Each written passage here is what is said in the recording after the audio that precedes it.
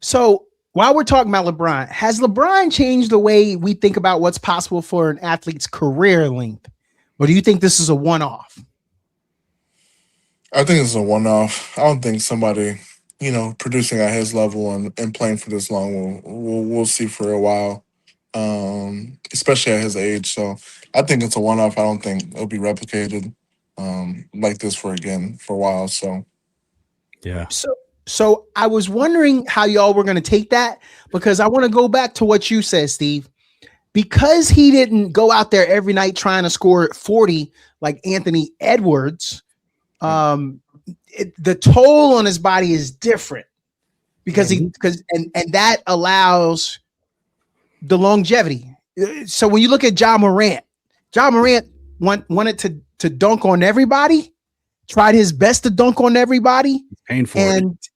Right. And so is there anything better than a trip getting ready? Nope. For a long journey where our podcast released a new app and searching for a fade fiend, new fixation. Giving this a subscribe is the same sensation. Started with the day ones, they gave us fuel to support the season. Could have been anywhere in the world, but you're here for a reason. Notification bells, text friends, all to let you know. Check your Bluetooth, connect, talking with Donato.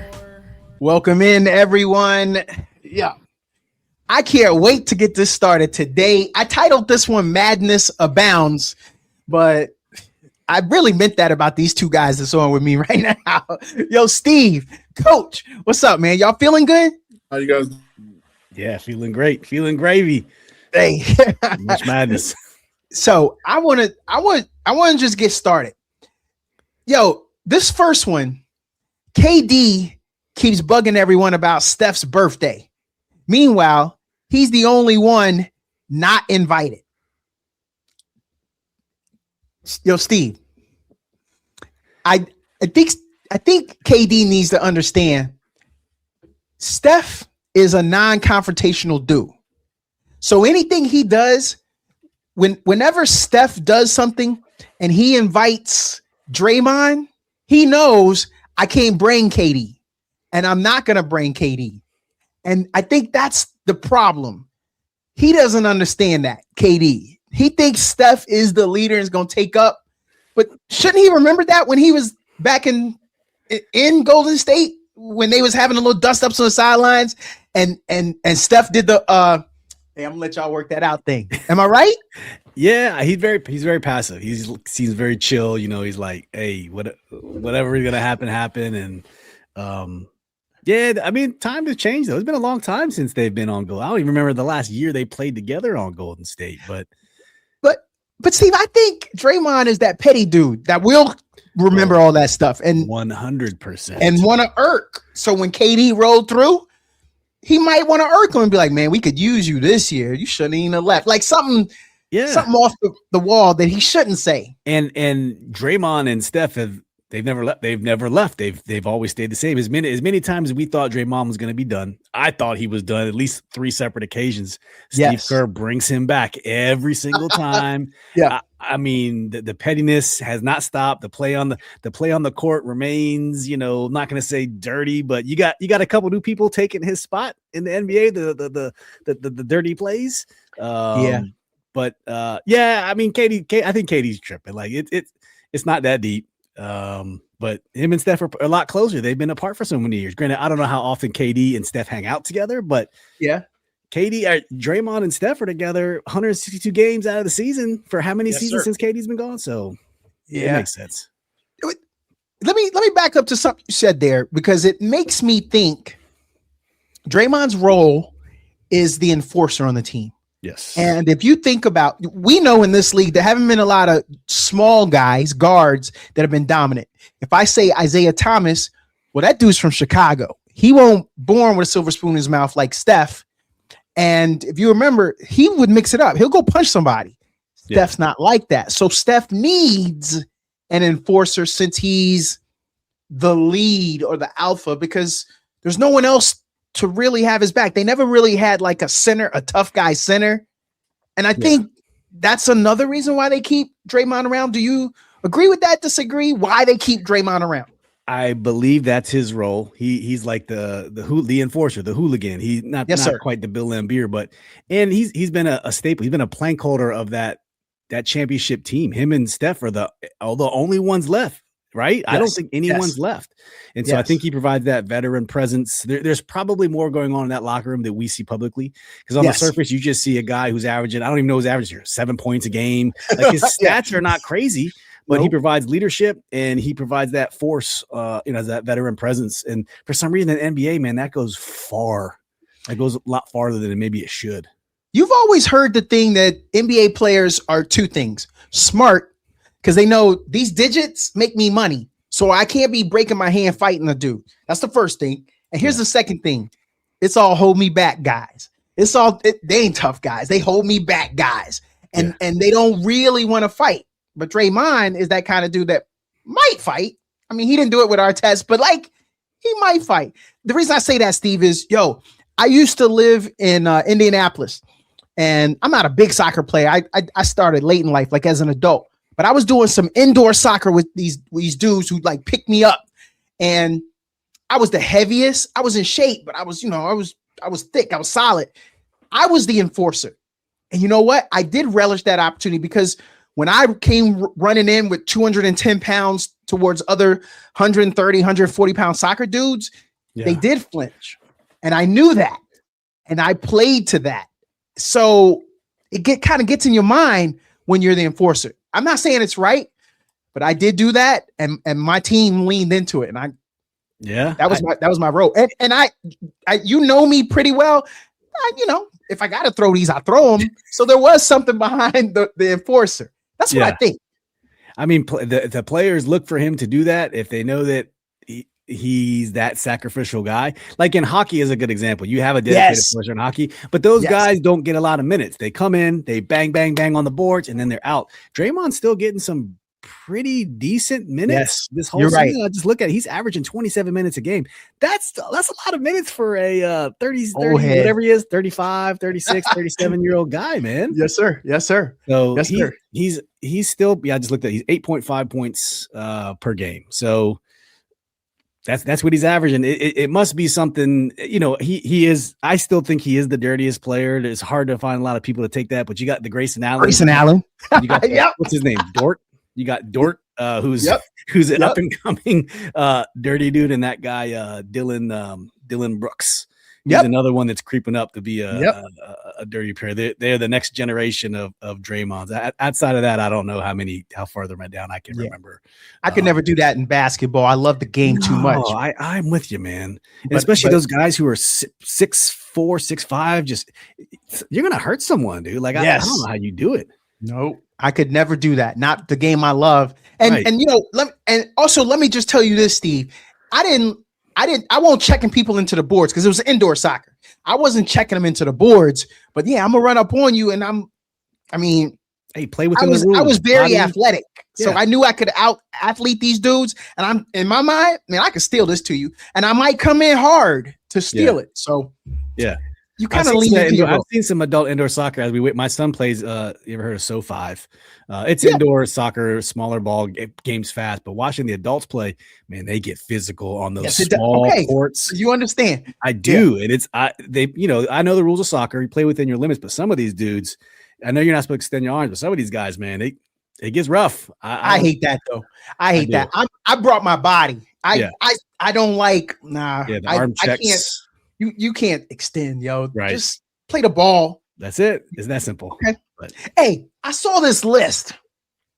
Top 10 most exciting players, NBA. They had number 1, Blake Griffin. They had number 2, Michael Jordan. Is this of all time? All time, right? Yes. Okay. All time. Number 3, they had Dominique Wilkins. Now, I used to live in Atlanta for a while, so that was always my guy. But let me just get it out first before I complain. Number 4, Magic Johnson. Number 5, Allen Iverson. Number 6, Stephen Curry. Number 7, Vince Carter. Number 8, Shaq. Number 9, Kyrie Irving. Number 10, Jason Williams. Now, I know I went through it. You ain't got a photographic memory. Like chocolate Jason Williams? Yes, sir. Yes, sir. I was going to say, can't have it. So I got to know. And you might show your age here, especially since you know who Jason Williams is, but it's cool. It's cool. That's wisdom. You ain't old. You just got some wisdom. But Steve, you want to take somebody out and put somebody else in, don't you? Man, who are some of your favorite dudes? You have some good players on that list, but if Right. you're saying exciting, like let me offer you one. Go ahead. Jason Richardson, because he did his in-game dunks were crazy. And then I want to just give you one more. I think it was not George Wallace, the Wallace dude that came out of Auburn. Wallace? Huh? Not Ben Wallace, right? No, not Ben Wallace. I might have to come back on that name for you. Rasheed Wallace? Nope, not Rasheed Wallace. I'm just keep spinning them out. So what do you think? What do you think about the list? Man, is there somebody that's a good list. The Kyrie one kind of makes my like Kyrie's a great player, great moments. I don't know if it was necessarily exciting. Gerald Wallace. Oh, Jared Wallace. Okay. Yeah. He was a monster. He was pretty good. Yeah. The high flying dunks. Because that in-game stuff, because you like the guys that made you go, especially if they had a breakaway. That's what exciting is. I mean, Kyrie hit some game-winning shots. He's great distributor of the ball. I don't know if it was like exciting. Wait, Steve. You didn't think every time, especially if it was an ISO, you didn't hold your breath and be like, oh, Kyrie about to cook. I mean, does that count? A little bit, but I've never been a fan of a team Kyrie plays on. I probably appreciated his skill. Okay. When you're on, and he's been on some really good teams over the years. Like you got some of those, a lot of those players you mentioned on that list. A lot of those guys created for themselves. Yes, they sir. weren't surrounded by a ton of talent, arguably, but a lot of those dudes created for themselves. You know what I mean? They didn't have a big three. They didn't have Kyrie had that a lot of his career. He did. He did. Okay. How about this then? You went to Kyrie, but you ain't say nothing about Allen Iverson. Iverson was always a solo dude, right? He was always by himself. So you're leaving him on the list. I'm leaving Iverson on that list, man. Wait, look, I'm being rude right now. Is it because all them dunks he got on Marcus Camby? Okay, Iverson kind of changed the game when he first came in the league. He was the first one to bring the street ball mentality to the NBA. You never saw that before. And I remember the day he crossed up Jordan like it was yesterday. Like, Jordan broke his legs. Jordan was like, "What just happened?" Right. He was so exciting. Iverson was so exciting to watch to play. Carmelo was really fun to watch.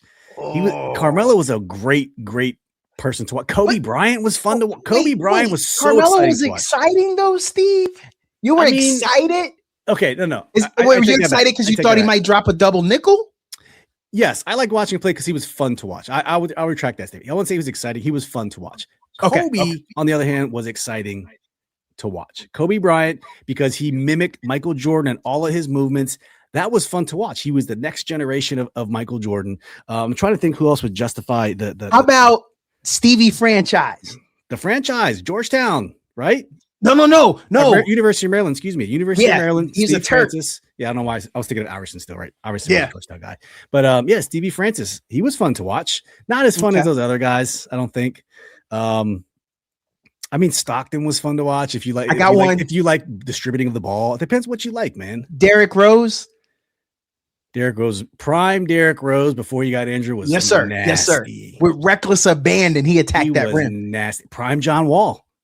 Super exciting to watch. Agreed. That point guard coming in the league, 6'2" out of Kentucky, just dunking on guys. You're like, that's a point guard, dude. Shoot, man, he had me exciting in warm-ups doing the Dougie because he ain't care unapologetically. He did not You care. always had to have your eyes on John Wall. Yeah, you did, because he brought that energy to play. Like that's what he brought to the game. Who else? There's people I'm thinking of that I just can't. The list you named are you got them. Like you hit a ton of good ones. There's probably some in today's game that might make that list. I'm trying to think. I want to go to one who's my favorite. While you think that, this might sidetrack you. Yeah, there's a guy I grew up with I ain't at the height of my basketball powers no more, but I remember, man, if I could get this wraparound pass, because I saw him do it, Muggsy Bogues. Oh, Muggsy, Charlotte Hornets, Muggsy. You had to keep your eyes on him. Am I right? Like you did. You did. I don't know. He was exciting to me. I know I'm biased. I already said that. I'm biased with Muggsy. Yeah. But dang, man, Muggsy, he ripping you. You better know where he's at. He was a little guy. They had him with who? Like Dale Curry, Steph's father. Yeah. Larry Johnson, Alonzo Mourning. Yes, sir. That Charlotte Hornets team was pretty stacked. Bruh. Kendall Gill was on that team. He was on that team. And you heard me. I said J.R. Reed. You know, he's from Virginia. J.R. Reed. Yeah. Did Muggsy play for I feel like Muggsy played for the Wizards. The Bullets. Or the Bullets at the very, very end of his career. Yeah, because they put him with Manute Bol. And I think that was just to sell tickets, him and Manute. It probably was. To have the shortest and the tallest guy. Put cheeks in the seats. Yeah. Those were not good years for the Bullets. Steve Nash was exciting. Not to make this list. These are probably honorable mention guys, but there's more people. I'm just trying to. And what is your definition of exciting? Is it hitting a 3-point shot? Is it crossing somebody up? Is it the big monster dunk? Is it the game-winning shot? Like, I think this is a very subjective question that's open to interpretation. I agree. And I agree. But there's the commonality of those guys. I just want to go back. Jog your memory. Number 7 was Vince Carter. Yes. Now, the people above him was Steph Curry, Allen Iverson, and Magic Johnson. So I just want to come back to Magic because you didn't say nothing. Yeah. And I know you ain't that old, Steve. No. But is one of the funnest point guards that ever watched. You've seen the footage. We're still seeing the footage whenever we can. Yeah. Do you think Magic Johnson was exciting? Yes, he was. He was exciting. Also, another guy who was kind of ahead of his time in the style that he played. You know, he was what, at 6'5"? He's a tall dude, right? Oh, I thought he was more than that. He could be. I thought he was LeBron size. Point guards did not do that at that size back in that day.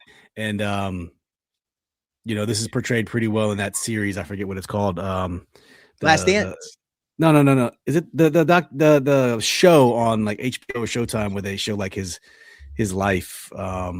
It's a great. Oh, you're gonna make me think. I can't think. Oh, I never watched it. Winning Time. Winning Time is what it's called. Yeah, it's pretty good. I've seen a couple episodes of it, but yeah, man, Magic is on that list.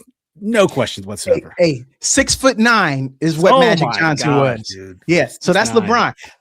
Steve, let me ask you a question. I was just talking to my wife about this today. That's why I married that girl. We could talk basketball. Yeah. But I was telling her about people that we were talking about basketball players that can't be sped up. Because we was talking about my daughter. My daughter doesn't get sped up. And I was like, yo, she better than me because I try to match everything. If I was playing against Russell Westbrook, I'm going to turn into Speedy Gonzalez, even though I shouldn't. Are you talking about she has a speed and that's her speed and she don't do it. So I was telling people like that to my wife. I said Luka Doncic. I said Jokic. He's got one gear. And she said, yo, you're just giving me the Eastern European guys. And I was like, okay, how about Klay Thompson? How about Larry Bird? And then I finished by saying Magic Johnson. Because if y'all think about it, Magic Johnson wasn't killing you with his speed. He wasn't the athletic. I mean, yeah, I'm sure he had a few dunks here and there, but like he wasn't freaky athletic. He only played fast. He ran because he was running fast, but he wasn't. He wasn't like faster than everybody, right? Do y'all agree that he wasn't faster than everybody? He just knew it was time to run. Yeah. Okay. All right. So yeah. But yeah, hey, see, if y'all single out there, marry you a woman you could talk basketball with like that. I mean, you can talk to them single dudes out there. All right, guys. Prairie View A&M head coach Tremaine Jackson doesn't mess around when it comes to the transfer portal. Yep. Prospective players, you get 4 hours to follow him back on social media or you're out. No excuses, no delays. Follow the rules or move on. Jackson's Panthers just finished a historic 10-win season, falling 2 points short of an HBCU national championship in overtime. And he's already setting the tone for 2026. His Panther portal understanding is Simple. Move fast, be respectful, and don't waste anyone's time. Expectations are clear. Phone numbers, transcripts, highlight reels up front. Address staff properly. Don't ask for NIL. If you haven't earned it, think before you commit. He turned Prairie View from 5-7 2024 to 10-4 this year. He wins. He expects winners. The portal opened January 2nd. Be ready or be left behind was where he was coming from. How's that hit y'all when you hear that? I defer to Coach on this one. That's old school, right? Yeah, man. It's just, he's just, someone he's been, set in his ways with. Obviously, man, it's just tough, man. You can't 4 hours. Come on, man. It's So, just not Coach, enough. I like that though. So what you're saying, Coach, is sometimes you got to evolve a little bit to meet them where they're at currently. For sure. Okay. I mean, Right. the landscape of basketball has changed so much where 4 hours, you may not even like the kid in 4 hours, so it's just crazy. So you got to go watch the film. You got to go study him. He may come back, yo, coach, I like it, but you may come back and forth. I don't really, like you. So, it's just good to keep the line of communication. And, this transfer portal April 7th is going to move fast. And, you just got to you got to evaluate properly, especially school like Prairie View. We're not great resources and, everything like that. So obviously, I can see where he's coming from that standpoint, because, people are going to try to use them as a stepping stone to get where they want to be. And I get it, man. It's either you're coming here or you're not. So I get it. Okay. All right. Okay, guys. If y'all remember during the football season, Lane Kiffin walking up to the Ole Miss reporter who wrote, "Can't turn a hoe into a housewife." And Lane rolled up to him saying, "You want to call me a hoe? Come in here and see how that turns out." But Lane did walk up to him with 5 police officers surrounding him as that Ole Miss reporter was already taken aback. What could he do? What could the reporter do? So I want you to defend that. Do you want to walk in here, call me a hoe? We'll see how that goes. Guys, was he just Brody because he had them cops? Or you got to do that one-on-one? You can't do that when you got 5 cops, right? Or do y'all disagree? It was on site. I mean, it's just like being a keyboard warrior. Half the time, I guarantee 98% of the time, people will not say the things they say behind a computer, somebody's face. And I don't know if you've seen that social media kid, Jack, I forget his name, Jack someone. He's like a 20-year-old kid that walks around pushing people, but he's got 2 big bodyguards next to him. He's like, "What are you going to do? What are you going to do?" Like that Lane Kiffin story you just said reminded me of that chump. So yes. Yeah, that's a full-on. Nah, man. That's where I was going with it. Coach, how tall are you? 6'3". Coach, when's the last time somebody rolled up on you? Oh, it's been a minute, man. You see what I'm saying? Yeah. And so I just okay. I'm gonna let the reporter live. The only thing I don't like about that situation is Lane Kiffin could have done it in closed doors. He could have easily DM'd the kid like, "Yo, like, what's going on?" You didn't have to make it a big thing. And obviously, when you see somebody, your emotions get flared up. But he could have did that in a better setting, and Guys, I want a little opinion here. According to Greatest Highlights, it's a site on Facebook. They rank the top 10 most difficult sports. I'm gonna read them to y'all. Number 1, decathlon. I'm gonna show my age here, but if y'all don't remember Dan and Dave, Nike had it all. That Nike marketing made decathlon important. It ain't been important since, but it was important then. Gymnastics was number 2. Number 3, boxing. Number 4, ice hockey. Number 5, water polo. Number 6, motorsport. Number 7, rugby. Number 8, surfing. Number 9, figure skating. Number 10, rock climbing. What do y'all think about that list? Number 1 was decathlon. I mean, y'all want to put something in that maybe you didn't hear? You want to get to the halfway point? Number 5 was water polo. I'm surprised golf wasn't in there. Or MMA. Oh, MMA should be in there. Wait, hold on, Steve. MMA for sure should be over boxing. Yeah. What? Yo, Coach. Yo, when I was in the Army, I was on the Fort Sill boxing team. Coach, you better be glad you 6'3" and you're far away from me. But Coach, how come when them MMA dudes come over to boxing, with just boxing rules, you know they know. They know. They ain't got that. Yeah, but they're equipped for, if it's on the same thing on the other side, the wrestling, the grappling, the elbows, the knees, the kicks. I mean, it's the same thing. So boxing, the sweet science of boxing, I get it. It's a skill, it's finesse, it's technical. MMA is gritty, bro. Some of those guys just ain't ready for it. One elbow, one knee, it lights out. I mean, I get it. I think boxing is a little bit below MMA. I appreciate that. I thought y'all were gonna blink when I said motorsport. That's an old argument, man. It's not I stay out of that one. It's not easy. I followed NASCAR growing up, and when we went to school down in Daytona, we got to see some of the pit stuff and all that stuff. Yeah, sitting in a hot ass car at essentially 80 to 90 degrees for 3 hours, making a left-hand turn. Like, you have to be. There's no fat NASCAR drivers. I don't know if you know this. There is not Formula One. Correct. Yeah. It's a skill, man. I don't know. It's a sport. I'll put it that way. It's more of a sport than like golf. I love golf, but and what defines a sport? Is it a game? Is it something that's a ball? Is it it's rock climbing's interesting. I've never. That's a hobby to me. Yeah, no, 100%. That's why is chess a sport? Competitive chess a sport? Like, it barely made the list. Esports are video games a sport? Apparently, they're sports now. They're Olympic events. So it's like, Yeah. Hey, y'all are highbrow, man. Because I thought y'all were gonna throw some fits with some of those, but okay, I got some distinguished gentlemen here. All right, yo. Olympic gold medalist Quincy Wilson announced his commitment to Maryland. The youngest male U.S. Olympian in track and field history. That's right. Future guys, y'all know about the SEC. He's staying home. So I got two questions. Don't you want to go down to the SEC and run against them boys every week? That's the first question. And then the second question is, don't you got to leave home?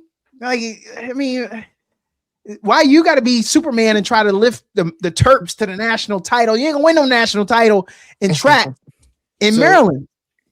If I may, Coach, let me speak on this one. So, being that I live, 2 miles from University of Maryland, I'm a huge Maryland fan, and that school has done such a bad job over the years of letting homegrown talent escape. The football program, the basketball program, all these Maryland players, they leave. And so there's this trend that started about 3 years ago where a lot of the best players in the state are now staying home. They finally decided we need to spend NIL money. Like, we have to spend money. We got Malik Washington, fantastic quarterback. Finally got a quarterback. The number 3 defensive tackle in the country is in this area. He's coming to Maryland. Quincy, he went to Bullis, same school that Dwayne Haskins went to, and Dan Snyder's kids. But he's staying home. Like, it's Maryland is really pushing hard across all sports to get people to come back home, and they finally dedicated the money to doing so. It started with basketball. You saw they went to the tournament last year. Derek Queen, those guys, they left. Now they shifted the money to football, and I think they're spreading the money now to other programs. So I love to see Quincy stay home in Maryland. That's my rant. Hey, you just put me on the bandwagon. I was about to make fun of the kid, Coach. What Coach? You want to leave home, don't you? No, I just think when you're a top tier athlete like that, it's always good when you can stay home, man, and be like the hometown hero, because he's probably looked like past him and behind him, like, guys always left, and he can start a trend of elite guys staying like that, and make everybody come to Maryland, and have them in championship contention every year. Okay. That's when you started talking, Coach. That's the first thing I thought is, he's gonna be a magnet because cats want to go run with him, and because all his meets, all his matches gonna be on ESPN, gonna be covered. Sure. Yeah. Money's gonna come, eyes are gonna. Okay, I got that. Yeah, I would want to be. Okay, dang, y'all just took me to a place. The Big Ten's a good conference too. It's no slouch. So. And if I remember, I'm not a running guy, but Baylor used to produce some of the world's finest sprinters, men and women, back in the day. I don't know if you remember, but Baylor used to be a phenomenal. I don't know what happened to them, if they dropped off or not, but I've always known Baylor being a fantastic school for running. It's not a sport that I follow, but when you look at somebody playing 23 years in the NBA, what stands out to you the most about LeBron's longevity? I just think the biggest thing at his age is just being able to stay healthy and being able to play for so many years. Obviously, he pours a lot into his body, money wise, and being able to stay on the court. Also, a mental thing too. What is he playing for, and what's his motivation every day to get up and play? Because he really could have called it quits. He's done everything.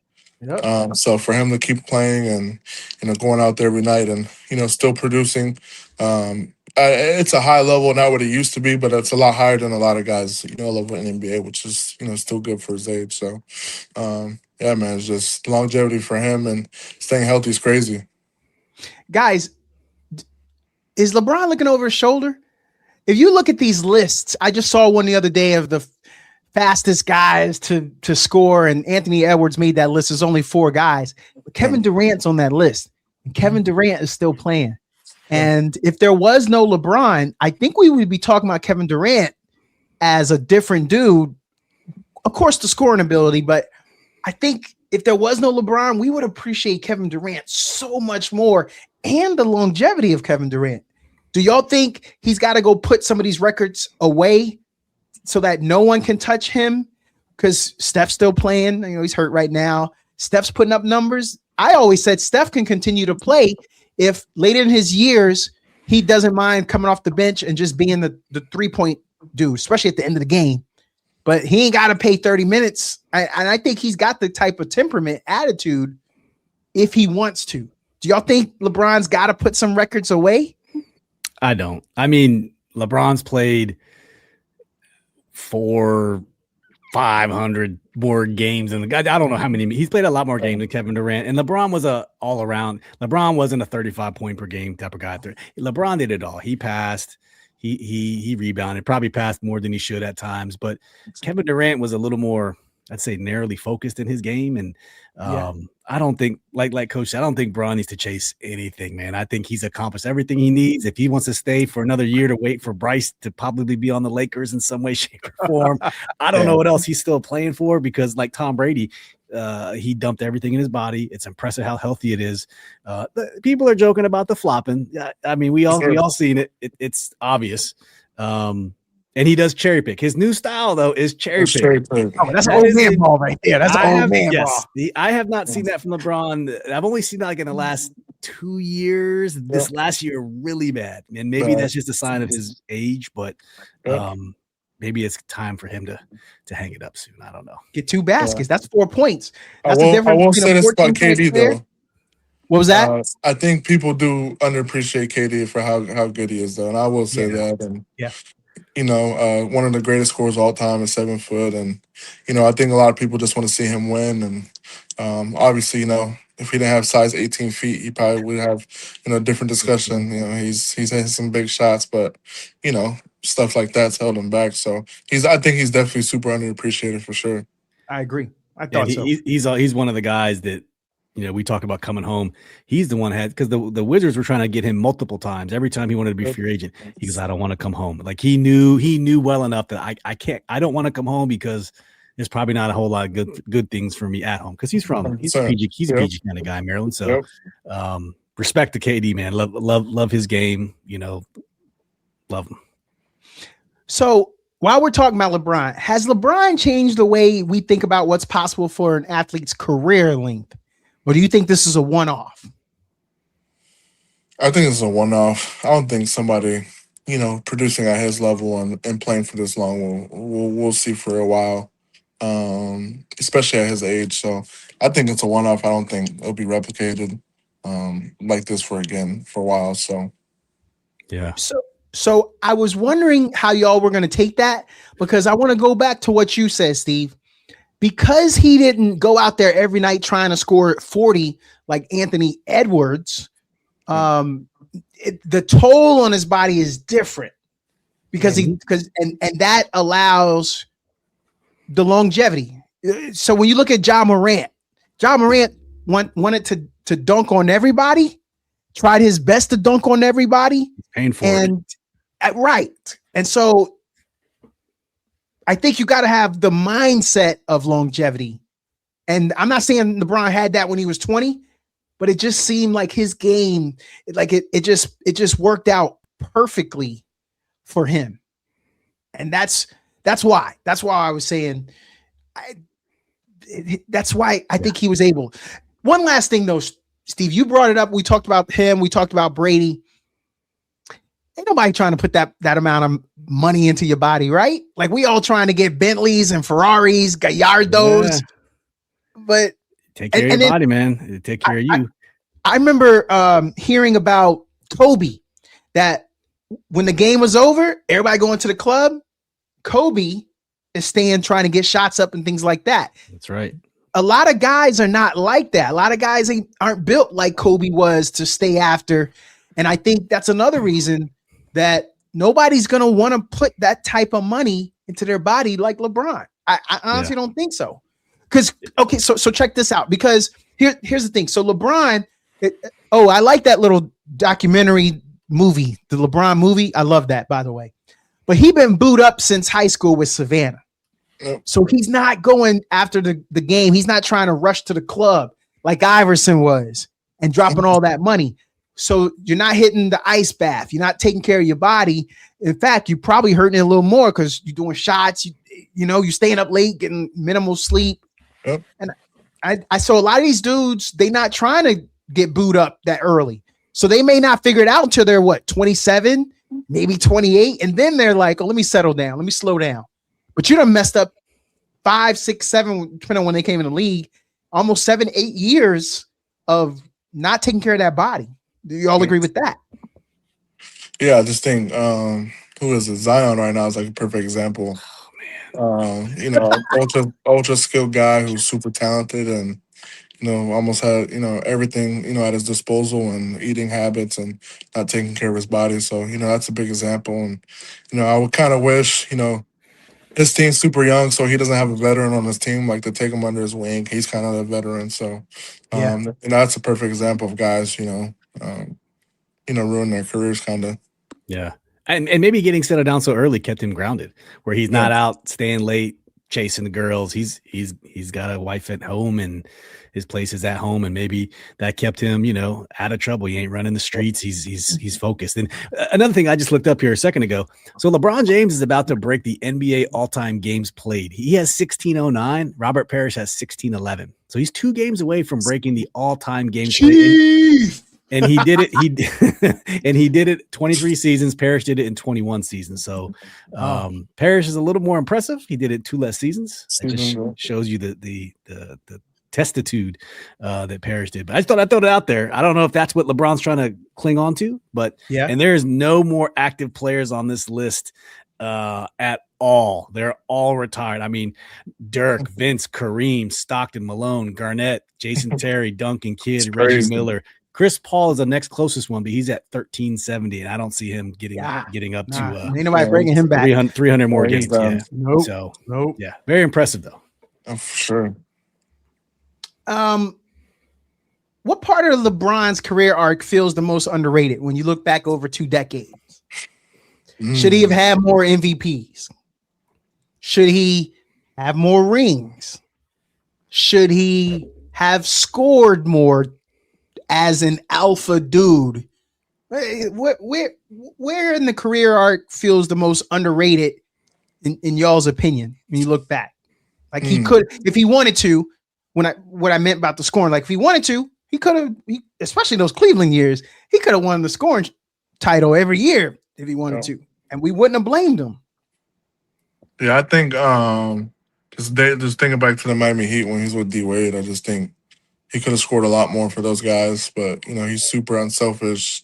I like trying to let D Wade and Chris Bosh do their thing. So I think he didn't hold them back, but if he scored an extra 8 to 10 points, it would have took that team to the next level. So obviously he was great, but they needed a scoring punch for him, and it kind of showed in that 2012 finals.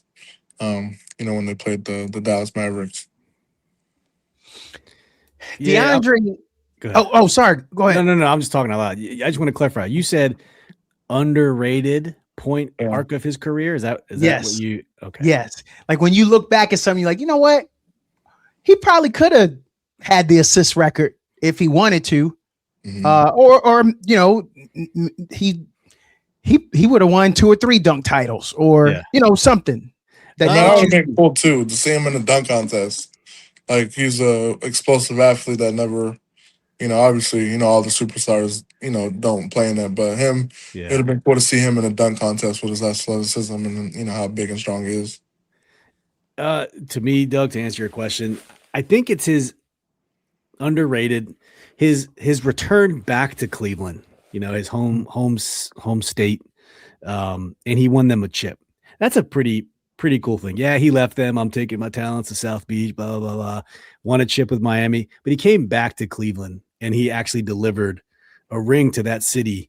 I thought that was pretty cool. And it I don't know, I feel like it just kind of came and went. You know what I mean? Like, doesn't get talked about enough. That's just commendable. I mean, he left again anyways, but he brought a ring back to his hometown. Guys, if you've always lived in a cold weather place, man, you get tired of cold sometimes. I can't blame him. Your boy was on South Beach. That weather, he was visiting South Beach, Dwayne Wade, during the off season anyway. No state tax. Why not? Why not want to go play with your friend? I remember when you got to college, Steve, and you and them dudes, you came in through orientation. I remember telling my boys, these the VA boys. They from where I'm from, but I hate them. And y'all was good, man. You wanted to play with them dudes. You met them in orientation, however that all worked out, and y'all liked that. Y'all liked being them VA boys. And later on, I told y'all I was from VA, but nobody else in my squad was VA, and y'all was repping. That felt good, didn't it, Steve? It did. It felt very good. Not gonna lie. And I think a lot of people don't even understand. Like, my wife is from Los Angeles, That's where I met her. And we left there in like 13. We ain't been back. She ain't been back even to visit. 13 years. She don't care. She's like, I'm tired of traffic. It's too expensive. I'm good. I got no reason to go back. And I don't know when, if we ever going back. Right. And I think that's fair. You're kind of tired of something. You deserve to go see the world. You deserve to try something different. And he raised money for the Boys and Girls Club. So I'm okay with him leaving. And then, he went back but I'm good with it. I actually like it. Yeah. I liked that he spread his wings, even though Steve made me feel bad that Quincy Wilson wanted to stay home. Yeah. Fly, Quincy, fly. I wonder if it's time for him to decommit. I'm just joking, Steve. I'm just joking. Don't get mad. Hey, Steve, would you go watch him? You try to go to a track meet? I've never been to one, but I go see him play. I figured you would. There you go. That's it. See, guys, it's just gonna be people like him who's never been, and they're gonna go watch him play. Yep. That's right. I never watched men's lacrosse, but Maryland won the championship 3 years ago. I now want to go watch men's lacrosse. Well, Agree. Yeah. Quincy definitely draws everyone knows him around here. Everybody knows him around here. So. Especially being like a 15-year-old kid running the Olympics, like everyone's proud of him. That's like Katie Ledecky. If you remember Katie Ledecky, she's from Bethesda, Maryland. She's also a world-class swimmer. So, yeah. DeAndre Ayton said, I was just telling him a fun fact. He threw me an alley-oop, and I said, that's my second alley-oop from you. The first one was when I was in the 8th grade at your camp. I remember the play and everything. He was court hopping and playing with the campers. He threw that alley-oop, and I finished it. I couldn't believe he threw it. Here I am again. Can't believe he threw the lob. DeAndre Ayton was in 8th grade at a LeBron camp and then caught that lob from earlier this season. That's how long LeBron has been around. I got one question. Guys, is it a detriment to have a deity like LeBron on a team where guys are looking up to him? Do you think that matters sometimes? Playing against your idol, being on the team with your idol? I don't think it matters. I don't think it hurts them in that sense. I think it hurts it hurts them more like when it stunts their growth from blossoming into players. So let's just be honest. It's Austin Reeves and Luka's team. So, you got to let those two guys go out there and do their thing. So it hurts them in that way. But as far as people looking up to him and stuff, there's that's not a problem at all. But it stunts their growth and it holds back the organization from doing what they have to do because obviously they're gonna respect LeBron and what he does, but he's also hurting them, in the long run for sure. And I think a good example is that if you remember Jordan's stint on the Wizards, love to have him here. It was the greatest day in my Washington Bullets Wizards life. But because of him, one of my former favorite players of all time, Richard Rip Hamilton, they got rid of Rip Hamilton because of Michael Jordan. And Rip was amazing on this team. That kid from UConn guy, like, fantastic. They got rid of him so they could make a spot for Michael Jordan. And I just feel like that's a perfect example of someone's growth getting stunted because the legend is coming here and it prevents them from and now with LeBron, though, back to your question, you're starting to see the cherry picking. When he's cherry picking, he's not getting back on defense. So it's 4-on-5 every time. And you can see the players are getting a little frustrated. You can see it. it. And they got Luka, so you can't have two guys. And Luka doesn't play doing defense. The same thing. So it's really 3-on-5. And I'm a Laker fan, so I go through it every night. So yeah. I thought Rip Hamilton, I was trying to claim him for the DMV, but he's from Pennsylvania, Coatesville. Okay. Little small town. Ain't nothing out there, but I know where he's from. Okay. It ain't far, but yeah. Okay. I was wondering. Guys, so LeBron James and Steph Curry have ruled out the 2028 Olympics. Mm-hmm. If LeBron and Steph, if they're in the league in 2028, do we want them to go to Olympics? Like, just the rocking chair, just put them on the league. Wait, hold on, Steve. Before you say it, go back to the Dream Team, and there's some stats to prove this. Larry Bird was on his last legs. That back, Larry Bird didn't give you everything. He wasn't prime Larry Bird on that team. They didn't really need him. So I was thinking that we might not really need to. I mean, it's not like we're going to need them to be the leader. I think we know Anthony Edwards is his team going forward. Okay. But so, Steve, I didn't sway you. You going to no? Want them? Listen, the professional basketball has changed over the years. There's no lie. Less defense is played. Guys just kind of give up a little more. Doesn't mean they don't play this. Less defense is played. I'll put it that way. And the last, I'd say 4 or 5 runs of USA men's basketball, we've seen that. These guys were never supposed to lose. And what they've been doing, they've been losing. Granted, a lot of NBA players are going home to their other countries, so the talent's better internationally. But our men's team is losing. You don't need a bunch of people on there who are going to be like soft defenders. Like, you need some young dudes who can run, who are not going to give up. Like, our guys are like NBA All-Star game mentality, right? I'm not going to play defense. Like, you need guys who are going to be out there, and Sean Taylor hitting Sean Landetta in the Pro Bowl, laying him out. Like, that's the kind of guys you want on your Olympic basketball team, not the old guys, man. That's just my opinion. Yeah, I don't want to see it, man. Let Edwards, let Jason Tatum, Halliburton, Jalen Brunson, Brown. Let these guys have the floor. They're young. They're going to be able to play defense. And, obviously you're thankful for what Curry and LeBron did this past Olympics. But, man, it's time to just, we almost lost. So let's just hang it up, man. Ended on a great run, and let these young guys have it. It's a young guys league, man. And I love what Edwards is doing. He set the tone for the All-Star game. This is probably by far the best All-Star game it's been in a few years, just from a competitive standpoint. So, you want guys like that to go out and lead you. Let's go to some football right quick.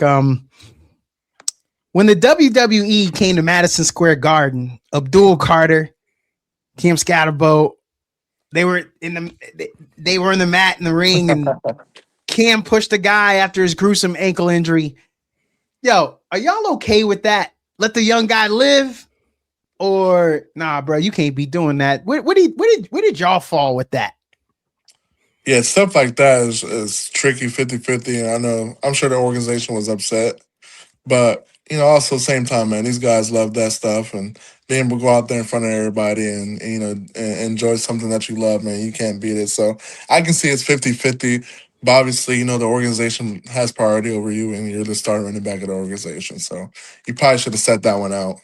Yeah, I fully agree. Like, it's not like you're contractually obligated to your team, and I'm sure within that contract, there's something that says you will not do dumb-ish that will result in think of like Ben Roethlisberger riding a motorcycle. Now players have that in their clause where they cannot do that anymore. But I'm sure they probably got pitched as, I'm sure he cleared it with his agent, and I'm sure it's probably like WWE's fake, right? It's all acting. I'll be fine. And that's probably what happened. Yep. But Cam's like that though. Cam is this new generation player. He streams video. He streams Madden. He streams wrestling. Like he is like the today's generation guy. Yeah. I hope he heals up because I like that dude. I like his energy. I want to watch his career. Yeah. I love how he ran too. Yeah. And I don't need the Giants drafting Jeremiah Love at number 5. So we just gotta get Cam back, let Jeremiah fall to Washington, and let's go. True. Okay. You took me so many places. I want to come back. Landry Chalmette. He was balling, and he pops up. Where did y'all land on him? Did we miss something on him, or he just got bad luck? Where if he was on a different team, he would be a superstar. But unfortunately, remember he was with the Sixers. But that was the what was the phrase? What was the phrase that when they went and got the process? That's the process. Yeah. And so it wasn't his team. But I'm just kind of curious if y'all think Landry is a good player. Like, I'm gonna say a little better than Derek White. It's just unfortunately because that's my comparison. If Derek White was on another team, maybe Derek White, we'd know him a little better. But you can't get no shine on a Celtics team. Landry Shamet, he's a good player, but I don't think he's Derek White level. Okay. I think he's a good role player. He's a 3-and-3 type of guy. So yes, knock it down and go play defense on the other end. So I don't think he's a Derek White level, but he's a good player though. Yeah, I think he's a solid role player. He's a backup shooting guard. He had a year in Washington, so I got to see him. He only started a few games, but he came in, he did his job, and got his 13 minutes game, and that's it. I think that's just his role. I don't think he's anything more than that. If he is, then I'm missing something. No, for sure. Guys, where is Steph Curry going to end up for the shoes? Under Armour. They dropped the ball, in my opinion. The biggest free agent decision in sneaker history.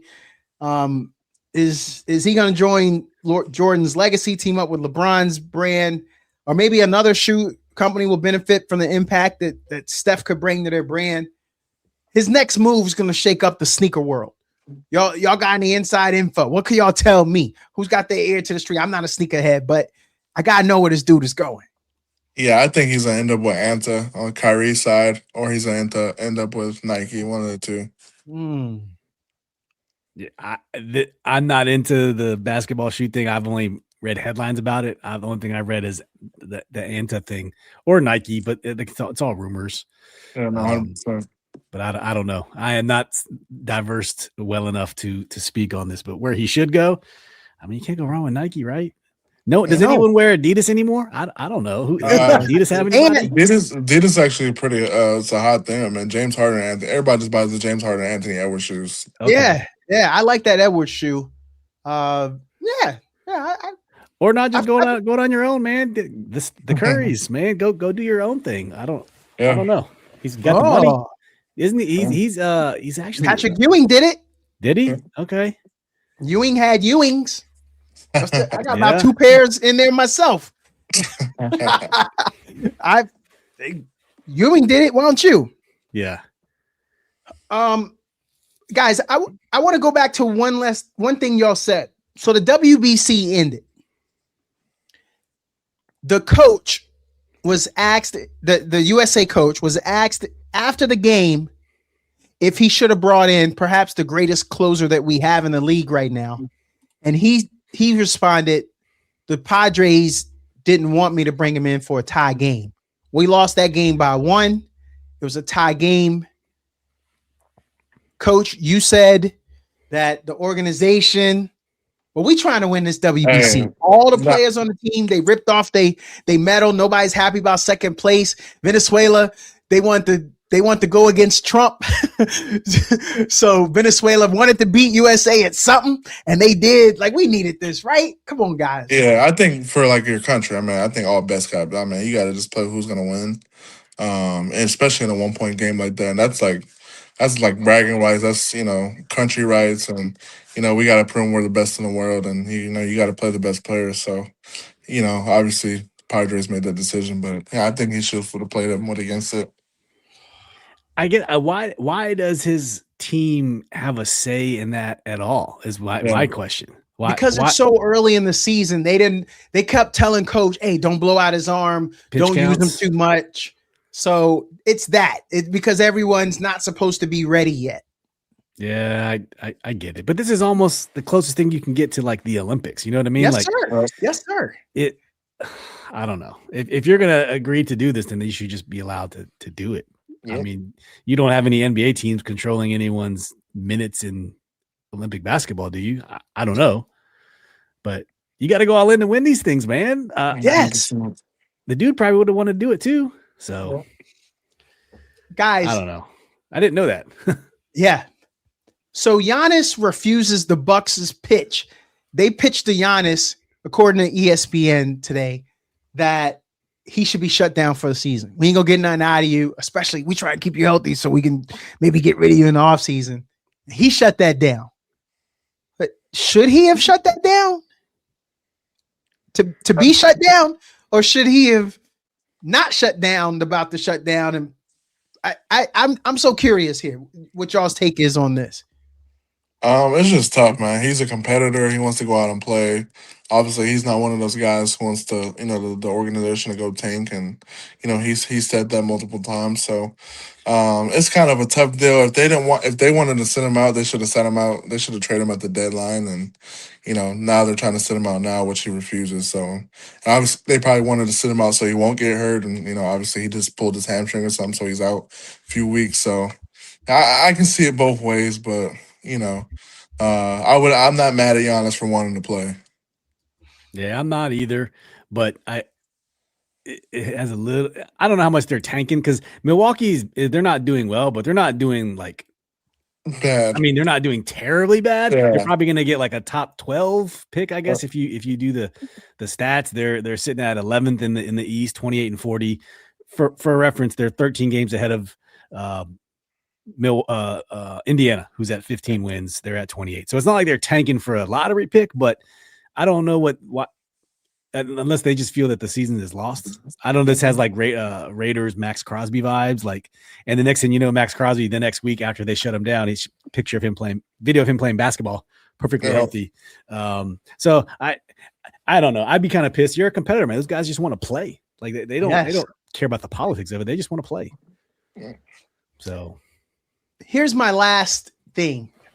So the Hockey Hall of Fame says they will not give the golden goal puck back to Jack Hughes. What they said was it's not his property. He wanted to give it to his dad. Mm-hmm. Guys, should the Hall of Fame give up the puck to the? I mean, is this a bad? I feel like it's a bad look. Or y'all okay with it? But why did they say it wasn't his puck? Like just because it was someone else? Like it was the teams, or because it's been donated to us now. For every artifact that's been donated, we have a paper trail, signed paperwork where it's come from. We got it. We keeping it. Man, just give him the puck, man. I knew y'all were gonna. Hey, guys, they got the girls ones to the women's one too. So I guess they just want to have the collection. Like, all right. But I mean, could you give them something comparable? Can you make like a commemorative puck and give that to him? Like I say just get a picture or get a small statue of him holding the puck and then get a man a puck. I think the picture, it's not like any of us can touch the puck anyway. Right, so 100%. Just knowing that Jack Hughes, the puck, I think that's good enough. I don't think we need the puck. I think it's a bad look. I think it is. I don't think after what we just went through and all of the good vibes we had about winning that, this is a black eye. Yeah. I believe it's a black eye. At every sports center, when they're talking about these hockey highlights, they're still saying things about, this guy, Steve was amazing during the Olympics. Tori was amazing in that game against Finland. Like we're all still feeling the vibes. And then this has to happen. It's just ugly, guys. I'm embarrassed. I'm a little embarrassed about it. But I mean, would you put it on the same level as the NFL and Ken? They have like the year Robert Griffin did the longest run of a quarterback in the rookie season, the Minnesota Vikings run. Remember the Minnesota Vikings run? Yep. He dropped back. He had the pink armband on. He made like 79 yards. Gone, touchdown. Like those cleats are in Canton for that play. Like he did not. Now, what I don't know is, did he voluntarily give them up, or were they no? You coming up off of those, and it's your contract. Give it away. I don't know if that's the same equality, but the NFL does stuff like that too. So, but this is different, man. This is the Winter Olympics. This is the Olympics. Yes. So if I was Jack Hughes, I'd probably be fighting for it too. Yeah, he said it's not even for me. I just wanted it for my dad. When you think about that, guys, Coach, you've had tons of sons because you coach so many people, and Steve, you got none but sons. Guys, y'all did so much heavy lifting for these young bucks, and they want to. This is their way of giving back. Maybe that was one of the things his dad said. Boy, you so good, you work so hard. I bet you'll be in the Olympics one day. And now that was his chance to give back to his dad. And we ain't even letting that happen, yo. And Coach, you done coach so many dudes. Somebody cut down the nets this March Madness. They want to come back and give you those nets until somebody be like, nah, you can't take all the nets with you, man. Divvy it up with your team or something. That's where I'm at. I feel like it's a bad look. I'm very disappointed, guys. I'm sure he can give his dad his jersey, his stick. And it's probably the first of many accolades he's probably going to have in his NHL career. So in the end, I'm sure there'll be plenty more opportunities to do something similar. Okay, stay positive. All right. But I'd be a little bummed too. But I would tell him, don't worry about it, son. I'm still proud of you. So, fellas, I don't want to go through your whole bracket. Men's or women's tournament. What are you more excited about? Just dump something on me. Like, what are you going? All right, let me give y'all my first one. I'm really excited about University of Arizona. I'm very excited about them. I think we're going back to the Miles Simon, Mike Bibby years, 1997. I think Arizona about to do something. I'm excited. That's interesting. I just think if Duke makes it out that quadrant, they got the toughest quadrant to solve. It's like a gauntlet. If they make it out, I think they'll win. And I'm actually excited to see. I believe Arkansas and Arizona are on the same side, right? They are. So it'll be good to see how A Cup matches up with those guys. I'm a big A Cup fan. We played him this year, and he's one of my favorite players. So, Coach, let me back up there.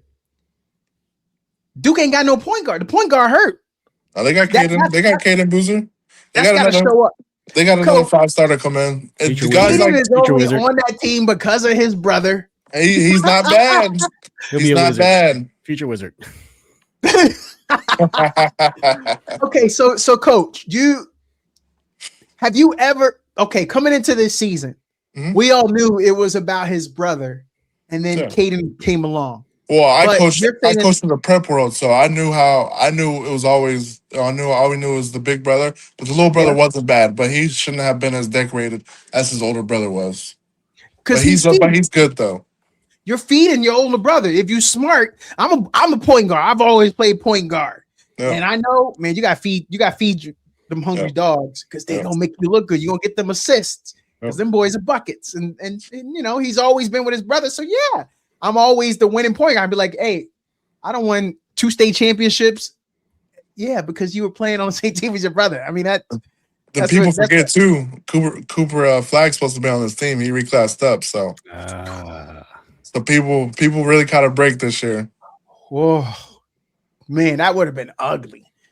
Oh my That god. would have been pretty nasty. Okay, so Steve, Yes. what women's bracket, men's bracket? What's got you excited? Full transparent. I don't watch a lot of women's basketball. I watch the WNBA. I don't watch a lot of women's college basketball. So obviously for me, it's the men's tournament. Okay. I'm really trying to figure out who are the Cinderella teams this year. It's a little bit harder. I got my eye on McNeese. McNeese always surprises me in a lot of these tournaments as a at least first round upset over Vandy. But I got my eyes on Houston, man, the revenge tour. I like it. I think Houston has a really good shot to win this all.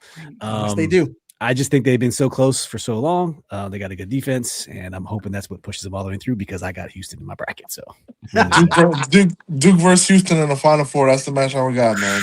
that would be nasty. That's who I have. That's who I have on my.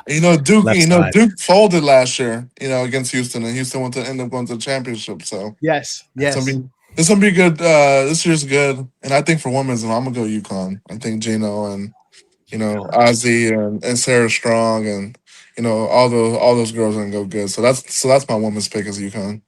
Yeah. No, I get that. Solid. Guys, I appreciate y'all jumping in today. This was a lot of fun. Yep. And anybody listening to this, go check out my boy Steve. He got an amazing podcast. Coach, we'll be rooting for you. We appreciate you. We know you're a busy dude. Thanks for coming on. You always rock with me. You always give me some of your time. Gentlemen, y'all have a great night. Thanks a lot. Yes. I appreciate you guys. Yep. Take care. Yeah.